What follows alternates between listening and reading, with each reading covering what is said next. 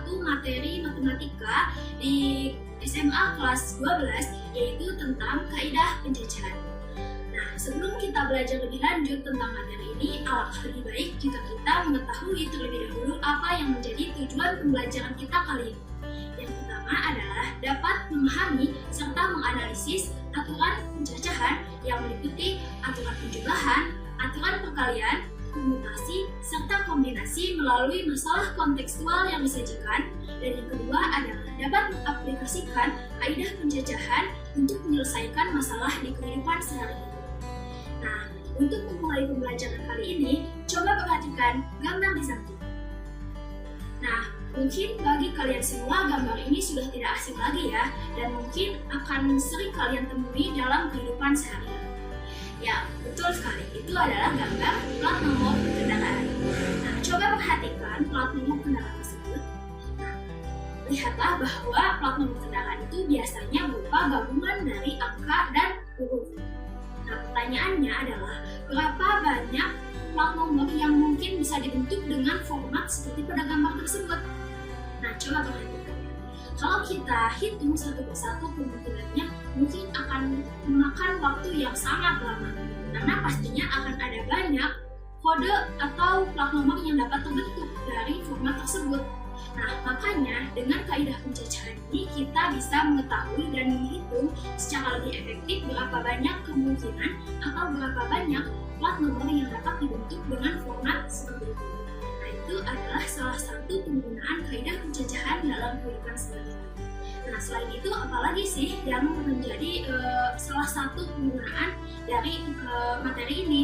Nah, ingat lagi ya, atau bisa kalian lihat di gambar samping. Nah, itu ada gembok yang bersandi. Nah, ini bakal sering ditemui dalam kehidupan sehari-hari gitu. Biasanya ini ya tujuannya untuk keamanan gitu. Biasanya memakai kode. Dan yang paling sering kita temui itu adalah di smartphone kita, yaitu password handphone. Nah, biasanya password handphone itu ada yang berupa 4 digit misal. Nah, kita bisa menghitung berapa banyak kemungkinan kode atau password handphone yang bisa dibentuk dari angka-angka tersebut yang menyusun sebanyak 4 digit. Nah, itu adalah contoh lain dari penggunaan kaidah pencacahan dalam kehidupan sehari-hari. Nah, oke, setelah kita mengetahui apa sih yang bisa kita pelajari pada materi kali ini, mari kita mulai pembelajaran kali ini.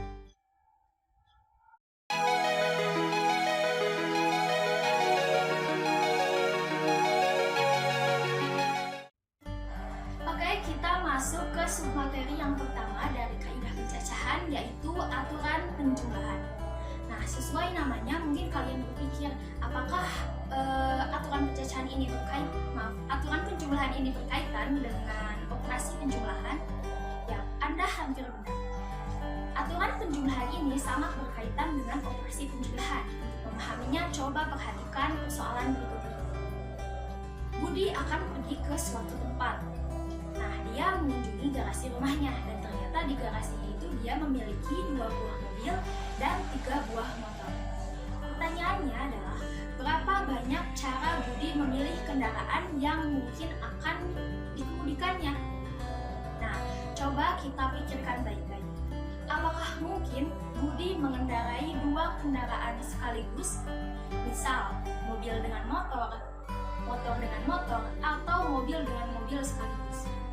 Tentunya tidak akan mungkin kan, karena Budi di sini kondisinya hanya 1 orang dan kendaraan tersebut tentunya hanya bisa dikemudikan oleh 1 orang saja. Nah, berarti berapa banyak cara Budi untuk memilih kendaraan yang akan dikemudikannya? Pertama, jika kita katakan mobil ini mobil A dan mobil B, serta 3 motor itu adalah motor A, motor B, dan motor C, maka kemungkinan Budi akan memilih motor A atau motor B atau motor C atau mobil A atau mobil B. Jadi coba hitung. Yang pertama tadi karena ada 3 jenis motor, 3 buah motor berarti ada 3 pilihan kan? Dan untuk 2 buah mobil berarti ada 2 pilihan. Jadi totalnya Budi mempunyai 5 buah pilihan untuk mengendarai kendaraannya. Nah, coba perhatikan. 3 jenis motor ditambah 2 jenis mobil. Jadi totalnya 5 pilihan. Sudah paham sekarang? Nah, jadi aturan penjumlahan itu ketika ada satu kejadian yang bisa dilakukan dalam M cara, dan ada kejadian yang kedua yang bisa dilakukan M cara yang secara terpisah, dalam arti kejadian pertama dan kejadian kedua itu tidak bisa terjadi secara berbarengan. Seperti tadi, Budi tidak bisa mengendarai motor dan mobil sekaligus. Nah, maka banyak cara kemungkinannya adalah M ditambah N cara. Nah, itu adalah bunyi aturan penjumlahan. Nah, ini juga bisa berlaku untuk berapa banyak kejadian, seberapa banyak pun kejadiannya. Asalkan syaratnya itu di mana kejadian-kejadian tersebut tidak bisa dilakukan secara bersama-sama, maka itu menggunakan aturan penjumlahan. Nah, biasanya aturan penjumlahan ini cirinya itu dalam soalnya itu ada kejadian pertama atau kejadian kedua. Nah, itu adalah contoh dari aturan penjumlahan. Bagaimana teman-teman? Apakah sudah dipahami? Jika sudah dipahami, mari kita lanjut ke submateri berikutnya.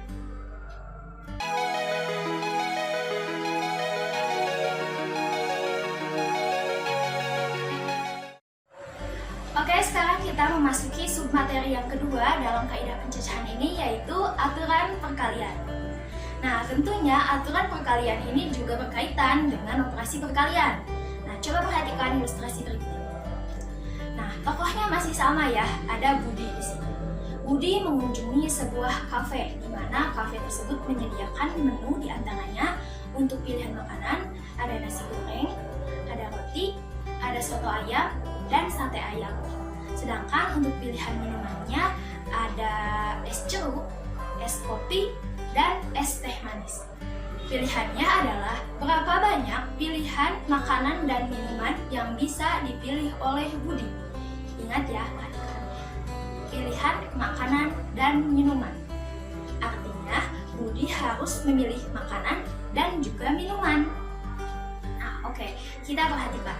Tadi jenis makanannya itu ada 4 ya. Nah, coba kita jabarkan ya. Nah, jenis makanannya ada 4 dan jenis minumannya ada 3. Nah, pertama kita buat tabel seperti pada gambar. Nah, setelah itu coba lihat di kotak pertama, kolom pertama itu merupakan pilihan pertama, yaitu nasi goreng dan es jeruk. Nah, itu pilihan pertama. Coba perhatikan sampai pilihan terakhir, yaitu pilihan ke-12 ternyata. Nah, itu adalah masing-masing dari pilihan yang mungkin Budi pilih jika kita data satu per satu. Nah, tentunya jika pilihannya ada banyak, tidak mungkin kan kita melakukan hal seperti ini. Nah, maka dari itu kita memerlukan aturan perkalian. Coba perhatikan. Nah, hasil dari banyak pilihan Budi ini ternyata ada 12. Perhatikan, tadi jenis makanan ada 4 dan jenis minuman ada 3. Nah, 12 ini didapat dari 4 dikali 3. 4 jenis makanan dan 3 jenis minuman. Nah, itulah yang disebut dengan aturan perkalian. Jadi, jika ada kejadian pertama yang bisa dilakukan dengan M cara, dan secara bersama-sama diikuti oleh kejadian kedua, dalam arti tadi Budi memilih makanan juga harus memilih minuman. Nah, artinya itu diikuti oleh kejadian kedua yang sejumlah N cara misalnya. Nah, maka jumlah kejadian tersebut adalah kejadian pertama dan kejadian kedua adalah M dikali N cara. Nah, ingat baik-baik, dalam aturan perkalian itu ada kalimat dan, biasanya dihubungkan dengan kalimat dan ya. Kejadian pertama dan kejadian kedua. Dan juga syarat yang lainnya adalah kejadian-kejadian tersebut harus diikuti oleh kejadian berikutnya. Nah, itu yang disebut dengan aturan perkalian. Bagaimana? Apakah sudah dipahami? Nah, semoga dapat dipahami ya. Nanti kita lanjut ke submateri berikutnya.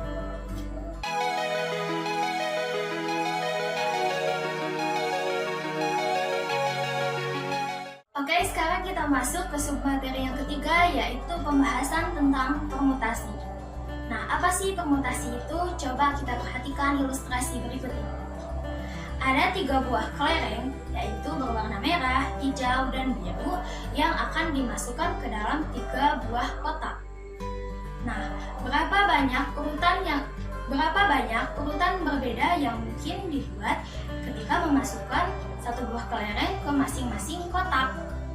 Nah, bagaimana cara menyelesaikan permasalahan tersebut? Coba perhatikan ilustrasi berikut ini. Nah, di sini ada 3 buah kotak. Kita namai ya kotak tersebut, yaitu kotak 1, kotak 2, dan kotak 3. Nah, tadi karena ada 3 buah kelereng, kemungkinan pertama jika kita masukkan di kotak pertama itu adalah kelereng merah, di kotak kedua kelereng hijau, artinya di kotak ketiga pastinya kelereng biru. Coba kita putar di kotak kedua dan kotak ketiga, kita tukar ya. Nah, di kotak kedua jadi warna biru dan di kotak ketiga menjadi warna hijau. Berarti sudah ada kemungkinan kedua.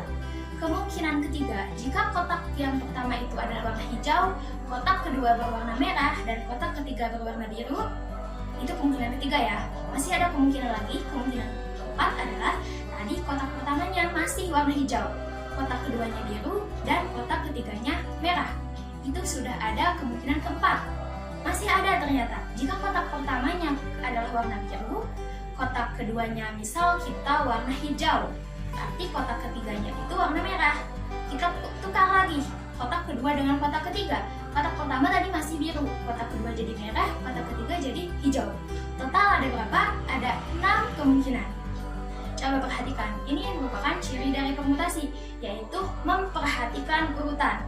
Perhatikan, karena tadi kita harus memasukkan 1 buah kelereng ke dalam masing-masing kotak. Nah, tentunya ketika kelereng merah di kotak pertama dan kelereng hijau di kotak kedua akan berbeda dengan ketika kelereng hijau di kotak 1 dan kelereng merah di kotak kedua. Nah, ini yang merupakan ciri dari aturan permutasi, di mana urutannya diperhatikan. Nah, coba jika misal ada N unsur dari K unsur berbeda, nah maka permutasi adalah jumlah urutan berbeda dari N unsur dari K unsur tersebut. Ingat baik-baik ya, itu merupakan ciri dari permutasi, yaitu memperhatikan urutan. Nah, selanjutnya permutasi itu dibagi menjadi 3, yaitu yang pertama permutasi semua unsur beda, yang kedua permutasi beberapa unsur sama, dan yang ketiga adalah permutasi siklik atau permutasi melingkar. Nah, pertama kita bahas dulu jenis permutasi yang pertama, yaitu permutasi semua unsur beda. Nah, coba perhatikan kasus pertama ini, yaitu kasus kelereng tadi. Nah, coba misal nih, ini berbeda ya jika kita bukan berbeda sih, kita pandang hal yang berbeda. Di kotak pertama ada 3 pilihan kemungkinan kan, yaitu kelereng merah, kelereng hijau, dan kelereng biru. Nah, di kotak kedua, karena sudah terpakai salah satu kelereng, misal yang warna merah kita masukkan di kotak pertama, maka di kotak kedua tinggal pilihannya itu hanya kelereng hijau atau kelereng biru. Seandainya kelereng hijau kita masukkan di kotak kedua, maka di kotak ketiga tinggal 1 pilihan lagi, yaitu kelereng warna biru. Nah, maka banyak pilihannya, yaitu di kotak pertama 3 pilihan, kotak kedua 2 pilihan, dan kotak ketiga 1 pilihan. Nah, kita pakai aturan perkalian karena kejadiannya terus berlanjut ya. Kejadian pertama atau di kotak pertama itu harus dilanjut dengan kejadian kedua atau di kotak kedua dan juga di kotak ketiga. Nah, maka banyak pilihan itu 3 dikali 2 dikali 1 sama dengan 6 cara. Nah, coba perhatikan rumus umum dari permutasi dengan semua unsur beda dalam kasus pertama ini. Karena tadi ada 3 buah unsur yang akan ditempatkan dan 3 buah posisi yang akan ditempati ya. Nah, karena jumlah unsur yang akan ditempatkan dengan unsur yang akan ditempati itu sama, maka rumusnya tadi kan 3 dikali 2 kali 1 itu sama dengan 3 faktorial ya. Ingat kembali definisi faktorial. Nah, berarti ketika ada permutasi N dari N unsur, maka rumusnya adalah N faktorial. Nah, itu adalah rumus permutasi untuk kasus pertama. Jika unsur yang akan ditempati dan unsur yang akan ditempatkan itu berjumlah sama. Nah, sekarang kita masuk ke kasus kedua untuk permutasi semua unsur beda. Nah, perhatikan soalnya. Di sini kita akan memilih ketua dan wakil ketua kelas dari 5 kandidat. Berapa banyak kira-kira pilihannya? Nah, dengan menggunakan cara yang sama seperti tadi, nah untuk posisi ketua tentunya ada 5 pilihan ya, karena ada 5 kandidat. Nah, berarti Nanti untuk wakil ketua, karena salah satunya sudah menjadi ketua, jika salah satunya terpilih itu menjadi ketua, maka orang tersebut tidak mungkin menjadi wakil ketua juga, karena ketua dan wakil ketua haruslah orang yang berbeda. Maka untuk wakil ketua hanya ada 4 pilihan. Maka totalnya adalah 5 kali 4 pilihan, yaitu 20 pilihan untuk memilih ketua dan wakil ketua dari 5 kandidat. Nah, perhatikan, 5 dikali 4, kita ubah menjadi bentuk faktorial. Misal, kita kalikan dengan 3 faktorial per 3 faktorial. Karena 3 faktorial per 3 faktorial ini hasilnya 1 ya. Nanti kita kalikan 5 dikali 4 dikali 3 faktorial itu 5 faktorial. Dibagi tadi tetap 3 faktorial. Nah, perhatikan. Tadi ada 5 orang yang akan ditempatkan ke 2 posisi. Ya. Nah, itu kita akan mendapatkan rumus seperti ini. Untuk permutasi, jika banyak unsur yang akan ditempatkan lebih besar atau lebih banyak dari banyak unsur yang akan ditempati, maka rumusnya adalah mutasi n dari r ada sama dengan n faktorial dibagi n min r faktorial, di mana r-nya harus lebih kecil sama dengan n. Maaf, lebih kecil ya dari n. Nah, r ini adalah unsur yang akan ditempati dan n merupakan unsur yang akan ditempatkan. Itu untuk kasus yang kedua. Sekarang kita masuk kasus yang ketiga dari jenis permutasi yang pertama. Masih tentang jenis permutasi yang semua unsurnya beda. Nah, disebut dengan permutasi pembatasan, kasus yang ketiga ini. Nah, coba. Ada 5 buah kendaraan, 9 buah kendaraan, diantaranya adalah 5 buah mobil dan 4 buah motor.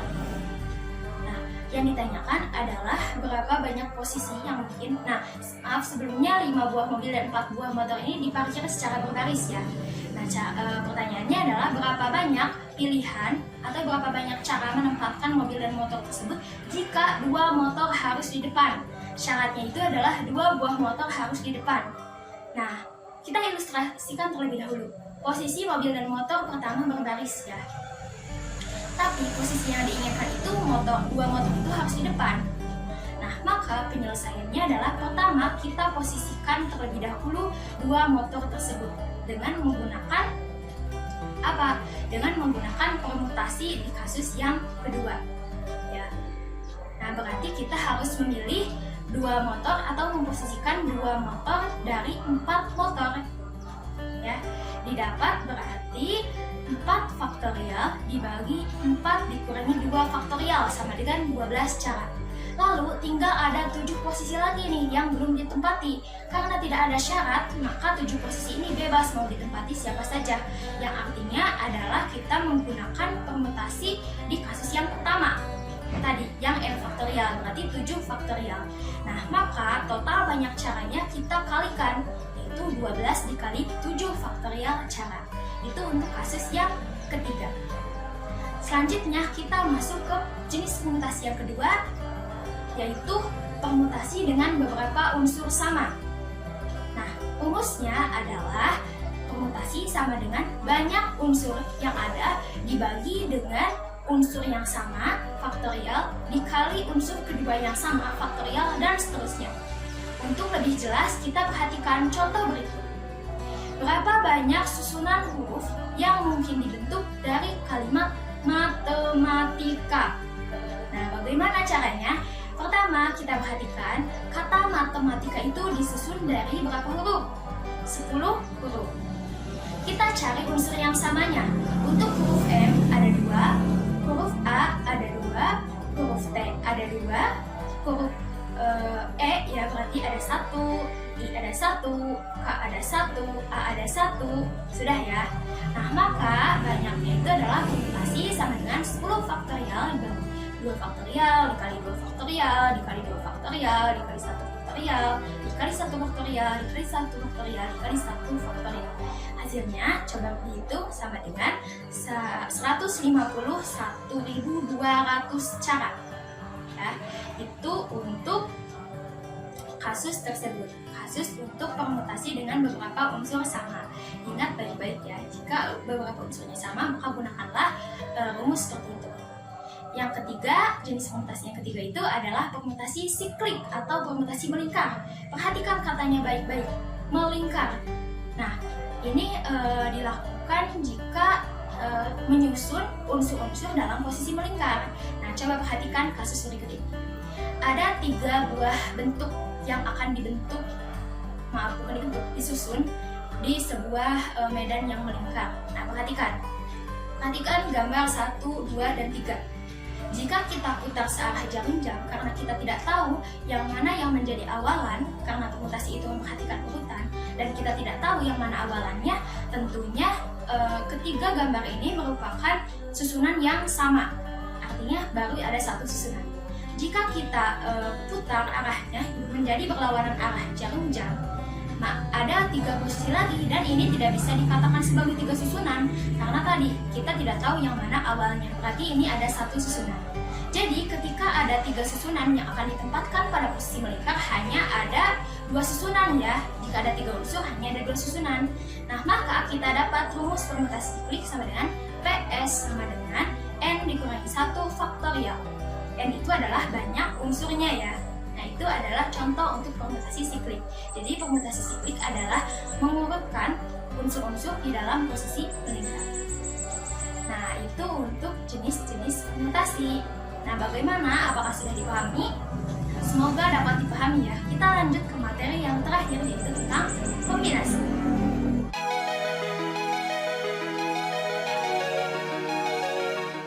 Oke, sekarang kita akan membahas materi yang terakhir, yaitu tentang kombinasi. Untuk memahaminya, coba kita perhatikan ilustrasi berikut ini. Nah, di sini Shizuka akan mengadakan pesta ulang tahun, di mana dia punya 3 teman, yaitu Nobita, Giant, dan Suneo. Tetapi dia hanya akan mengundang 2 dari 3 temannya tersebut. Nah, berarti ada berapa banyak pilihan yang bisa dipilih oleh Shizuka. Nah, bagaimana cara menjawabnya? Nah, kita data satu persatu. Kemungkinan Shizuka akan memilih Nobita dengan Suneo. Kemungkinan yang kedua bisa Nobita sama Giant, atau kemungkinan yang ketiga itu Suneo sama Giant. Berarti hanya ada 3 pilihan ya. Nah, coba perhatikan bedanya dengan permutasi. Kalau dalam permutasi itu urutannya diperhatikan. Jadi ketika kita memilih Nobita dengan Suneo akan berbeda dengan ketika kita memilih Suneo dengan Nobita. Itu adalah pilihan yang berbeda dalam permutasi. Tetapi dalam kombinasi kita lihat saja kasusnya. Ketika kita mengundang Nobita sama Suneo, tentunya akan sama dengan ketika kita mengundang Suneo dengan Nobita. Ya, itu adalah satu pilihan yang sama. Nah, itu adalah yang paling membedakan antara kombinasi dengan permutasi. Nah, bisa kita katakan bahwa kombinasi ini merupakan bentuk khusus dari permutasi, atau rumusnya adalah kombinasi itu adalah berarti N faktorial dibagi N min R faktorial dikali R faktorial. Nah, itu bedanya, dibagi lagi dengan R faktorial. Nah, itu perbedaan antara kombinasi dengan permutasi. Atau kita sebut kombinasi itu adalah pengurutan, di mana bukan pengurutan, menempatkan posisi beberapa unsur tetapi tidak diperhatikan urutannya. Nah, itu merupakan kasus atau bentuk kaidah pencacahan yang terakhir, kombinasi. Nah, itu merupakan materi yang terakhir ya. Nah, bagaimana teman-teman? Apakah dapat dipahami? Nah, teman-teman, tak terasa ya, ternyata pembelajaran kita kali ini sudah selesai. Nah, semangat untuk semuanya, tetap belajar.